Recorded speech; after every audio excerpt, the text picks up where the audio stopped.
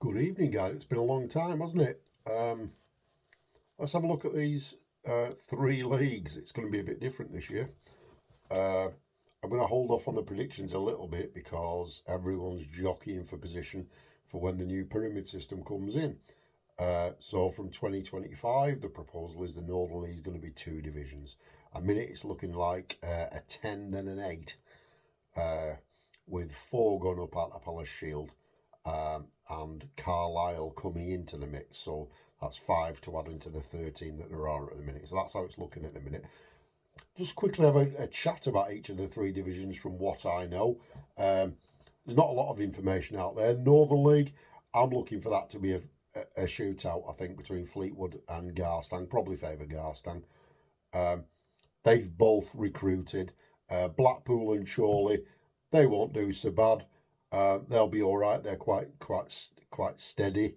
Uh, Fulwood at St Anne's, probably somewhere down near the bottom. I think New Boys settled, and that's interesting. So they've got Amar Ruller, who's a former professional, an half decent player, to be honest. He's there as an amateur because they've kept Ash and Silver. They've also got the two Smith brothers from Morecambe. One's better than the other. Can't remember which way around it is, but I think the batting one's better than the bowling one. Uh, so Netherfield, they're on a rebuilding phase, I think, at the minute. They seem to be getting a lot of young players up and coming from the area going to nets. So let's see what Ben manages to do with those, if he can mould them into a team. Longridge will be steady. Leyland have got Ross Bretherton back, so that they'll be decent. Kendall, I think they're probably in chaos again. Seems to happen every year. Uh, so I think a shootout between Fleetwood and Garstang. With my favourites, Garstang really, but Settle are the fly in the ointment there. They could be anything. They just could be anything. Down towards the bottom, Maudsley. Um, I'm not sure if they're up to it. I don't know anything about their recruitment. I'm just a little unsure as to whether they're going to be able to make a decent fist out of it. That's all I can say. Exton, they've got Anik Hassan. He's a decent player. He's been there before. Leg spinner, batter. Again, he used to be a pro. They've also got an overseas amateur, Zane Gilder, the Aussie now. He was at Slough in the Huddersfield League in the Premier Division of that, and we took a reference on him at Carnforth. And what came back from our guy, I'm not going to say who he is, but what came back from on our reference was he gives it a whack. He bowls half decent wobblers, but he's crackers. That's what we were told. We were told he's absolutely crackers, but he's a decent player. So we steered away from him. To be fair, so that's the Northern League, of course. So there's 13 there, and if it comes into a 10 and an 8, obviously the bottom three go down. They join four from the Palace Shield plus Carlisle in the second division of 8 in 2025. That's how it's looking at the minute. Palace Shield, this could be a difficult league this year. So where it's looking is four up. A lot of good sides in here. Barrow will be all right. Barrow will be fine. Carnforth will be half decent. Unlucky to go, not to go up last year. I think lost a couple of silly games. Just their own fault. They just lost a couple of silly games. Uh, Eccleston obviously came down from the Northern League, so they're going to be hemorrhaging players. Um, of the other teams, Lancaster, well, Lancaster will do what Lancaster do. They'll just cope and they'll get by. They're very gritty, and they all seem to pull it out from somewhere. Penrith, the other interesting one, come down from the Northern League. Not sure what their strength's going to be. They have got a Kiwi as an overseas amateur, who I think they've got for the second team, which will be in Westmoreland League Division 2 now. It looks a bit good to me. Uh, I'm not sure that's appropriate. They'll be looking for him to rip it up in the Westmoreland League Division 2 where their second team is. Uh, Penwitham and Preston and Thornton Cleveley's all much of a muchness.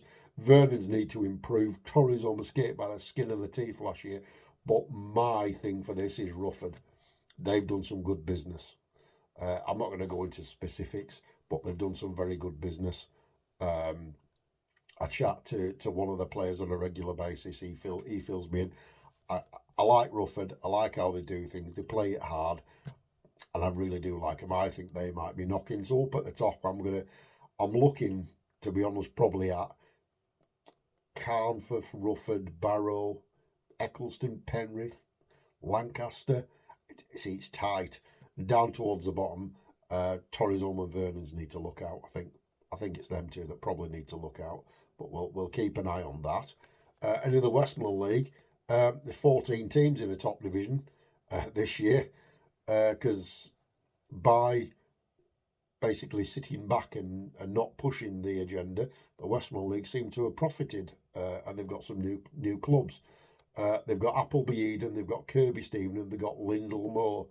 Now, Appleby and Kirby, they were in the Eden Valley League, and Lindell Moor were in the Cumbria League, so they're used to having a pro, but they can't have one now. You can have overseas amateurs. A couple of the clubs have got them. I know Burnieside have got an overseas amateur. I think Holm are looking for one. And that's as it is. Kendall seconds, they're going to be involved in the chaos. Don't know who they're going to have playing. Carnforth seconds and Morecambe seconds are going to be some of the weaker teams, I think. Probably alongside your perennials like Bear. Interesting to see how the promoted team Silverdale do. They've had a season two out with the top division. Be good to see them back again. I like Silverdale. It's a great little ground that, but they're in trouble when it gets wet, but it's a lovely little ground. Cedric will be half decent. Arnside, aging Arnside, I don't think I mentioned that last year. Let's see if they've got any younger players, aging Arnside. Obviously, Bear, like I've said, are going to struggle. Shire's Head will be up there. Wharton probably mid-table again. I think they're having a bit of a recovery, Wharton. Got a junior section going, and fair play to them. They're turning it round, which is excellent to see.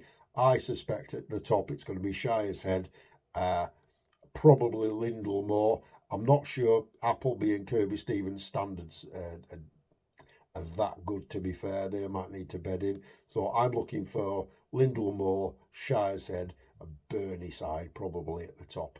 And then whoever wins, of course, can choose to go into the Palace Shield. Be the second tier. It used to be called 1A. It's now called Division 1. And that's where this year you find Heysham, Morecambe and Westgate, and you almost found Torrizome there. So there's some decent derbies there. I think the last game of the season is Heysham v Morecambe, so if there's anything hanging on that, that'll be a place to go.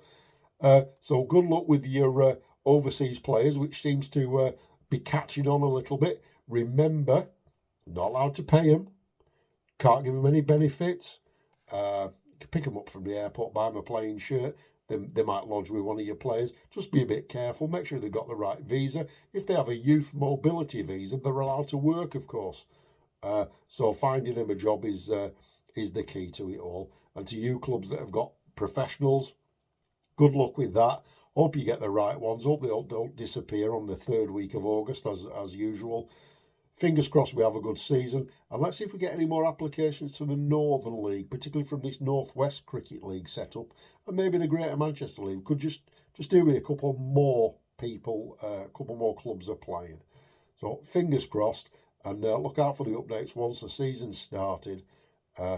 Treat your players well. Treat your overseas well. Follow what the umpires in your captain says. And have a good season. And don't be frequenting social media too much. Try and keep off that way you can. I'll catch you later, guys.